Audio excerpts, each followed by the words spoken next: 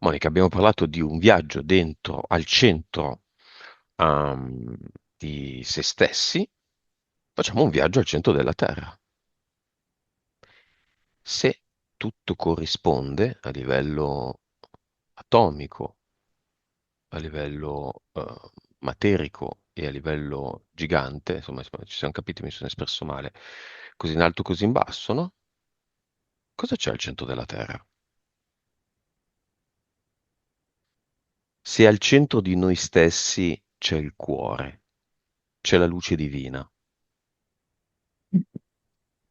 E infatti è proprio speculare la situazione perché vedo che andando sottoterra, come se i primi metri, anche i primi chilometri, trovassi l'ombra, proprio l'oscurità, costituita dalla presenza dei cunicoli, dei tunnel che tante volte abbiamo visto, chiamati DAMS, no?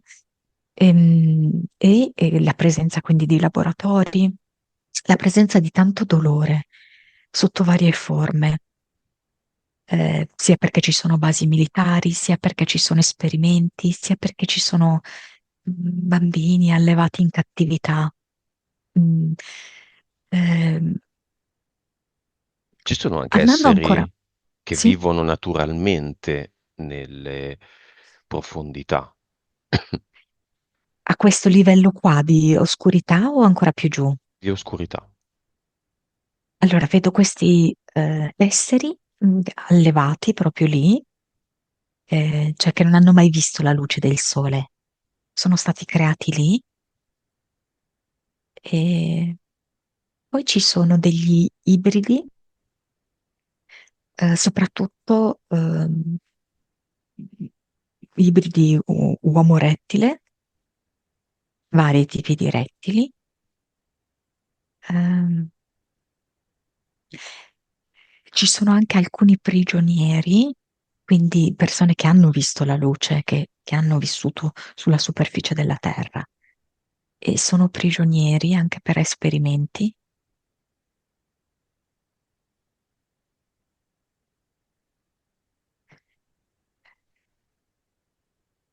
E poi ci sono proprio delle creature che non hanno niente di umano, eh, mostruose, viscide, tentacolari,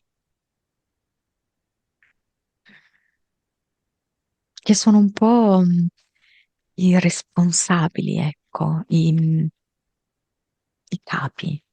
Sono nate lì, cioè nel senso non sono state create, sono naturalmente lì.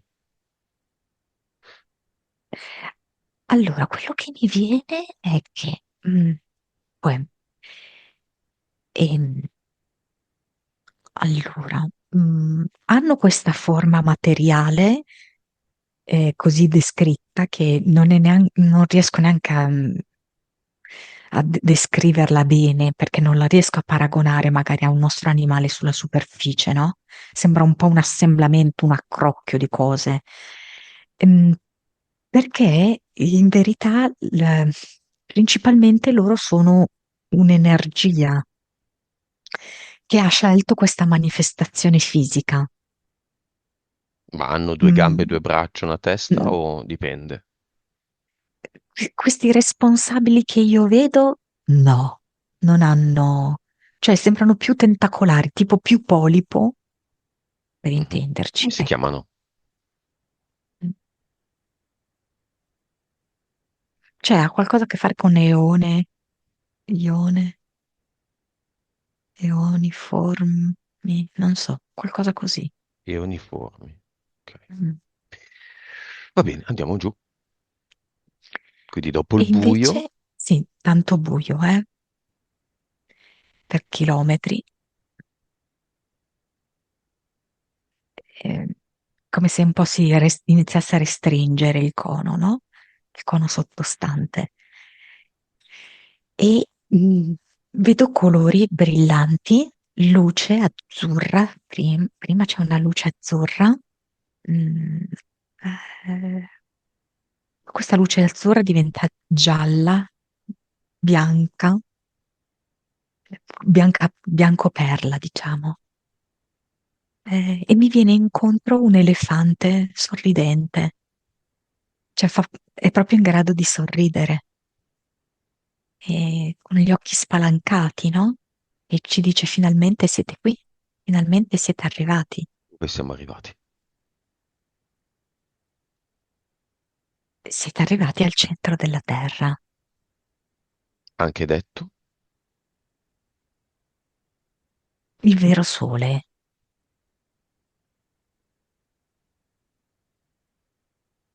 e c'è questo vero sole.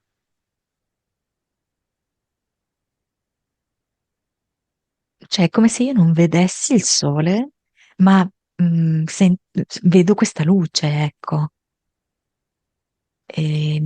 Però oltre a vedere la luce, è come se fosse diverso perché è una luce viva, cioè che trasmette delle emozioni. Ehm, È come se la luce mi trasmettesse il coraggio di guardare, come se trasmettesse anche un senso di simpatia, come dicesse, ma sì, ma tranquilla, io sono dalla tua parte. C'è solo l'elefante in questo mondo, al centro Che della Terra. come se dipendesse da me, cosa io posso e voglio guardare. E allora adesso mi fa vedere una vegetazione molto fitta, ma io la sto vedendo dall'alto. E attraverso questa vegetazione fitta vedo un uccello arancione, arancione e nero, molto bello, che è come se dicesse: se volete, vi porto io a fare il viaggio. Facciamolo. Mm. Noi andiamo a cavallo, praticamente a cavalcioni di questo uccello. Mhm. C'è anche Marco.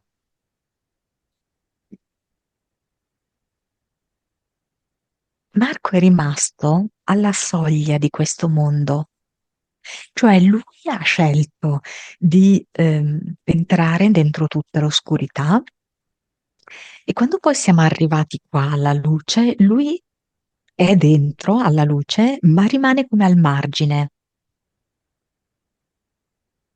perché per lui ha bisogno di un uccello tutto suo. È un po' particolare perché è come se questi uccelli non fossero solo dei nostri mezzi di trasporto, ma sono anche un po' come la luce, che trasmettono anche delle energie. Sai Ed che questa immagine è molto simile ai volatili del film Avatar, è vero. perché sono connessi a noi attraverso questa coda e questa coda dei capelli che non sono capelli, ti fanno vedere quello che c'è un forte rapporto. Cameron ne sa di cose, eh? Eh beh, certo.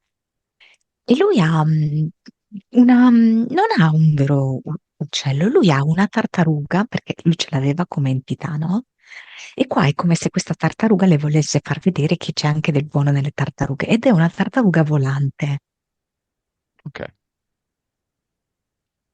facciamo E questo quindi lui sta tour. facendo, sì, allora vediamo un po' io che cosa riesco a vedere. Ci fa vedere dall'alto un lago che ha i colori dell'arcobaleno. Però è un lago particolare perché è come una specie di vortice. Quindi è come se questo fosse il lago al centro della Terra. Quindi arriva poi questo lago alla punta del cono sotto. Mm. Poi ci sono delle spiagge intorno con una polvere, fatte di una polvere d'oro. Sì, sembra sabbia, ma in realtà è d'oro.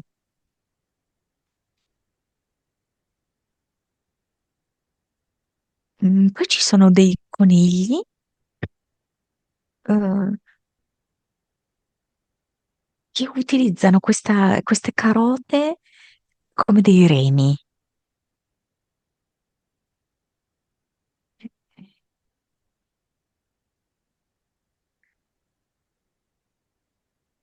Ora non riesco a vedere altro. C'è un capo al centro della Terra, un nucleo.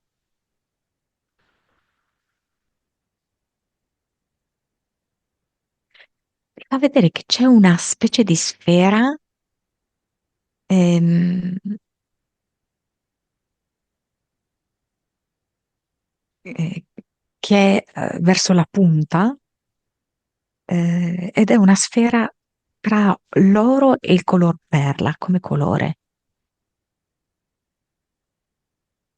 È come se percepissi che lì c'è tutto l'amore, tutta la conoscenza.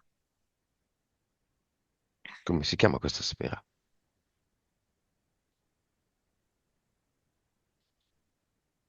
Io sono.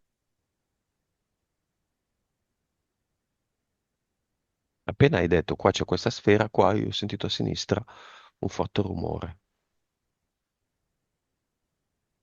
Sì, perché è come se mm, tu adesso, qui, in questa scena che io vedo, stai mettendo le mani come si mettono, a volte sai, per fare le sedute spiritiche, no? Le Così, impongo con... Sì, esatto. sulla sfera. Sì, sì, esatto, cioè sei molto a distanza ovviamente adesso dalla sfera, ok? Però energeticamente è questo, è l'obiettivo. E stai assorbendo, da questa sfera e sento effettivamente che ci sono dei movimenti, perché l'acqua stessa si muove.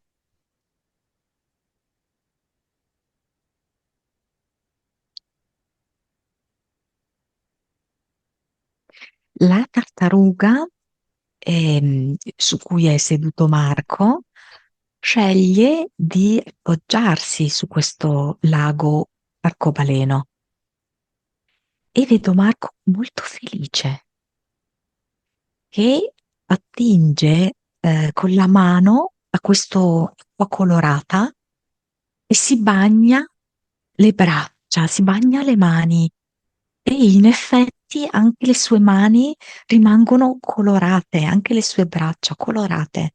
E lui si sta divertendo come un bambino. Va bene, mentre Marco si diverte, io sono un curiosone e voglio vedere cosa c'è in fondo al lago, nella punta del cono, cosa c'è sotto. Mi metto la maschera e vado giù.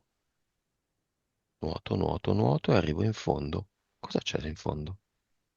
Appunto c'è la perla come se veramente fosse Troppo. uno di quei gelati, no? Il cono gelato, Ah, no? ok, sì. Sì, che ha a volte, no? Questa sfera di cioccolato. Finale. Sì, sì, esatto. Quindi quella lì è la perla. Poi però c'è ancora una punta sotto, no? L'ultima parte finale, la punta. La perla fa da tappo. Esatto, sì, sì, sì.